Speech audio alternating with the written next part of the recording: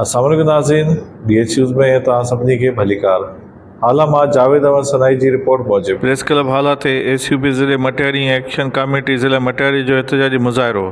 27वीं तरमीम ख़िलाफ़ action committee Syed ज़ैन शाह जे ऐलान ते पूरी सिंध जी हाला प्रेस क्लब ते बि एहतजाजी मुज़ाहिरो कयो वियो। एहतजाजी अॻुवाणी SUB ज़िले सदर सुहेल अहमद कुरैशी कई। पंहिंजे बयान में सहाफ़ियुनि सां ॻाल्हाईंदे ज़िले सदर सुहेल अहमद कुरैशी, नाइब सदर रफ़ीक तुर्क, तालका सदर ऐं एक्शन कमेटी ज़िले सदर बहार अली सातो ऐं ॿियनि अॻुवाणनि सैयद ज़ैन शाह, रियाज़ अली चांडियो, डॉक्टर नियाज़ कालाणी ते थियल FIR जी सख़्त लफ़्ज़नि में मुज़म्मत कंदे चयो त कूड़ा केस असांखे कमज़ोर नथा करे सघनि। 27वीं तरमीम कारो कानून आहे जेको राति जी ऊंदाही में सेनेट में पेश कयो वियो।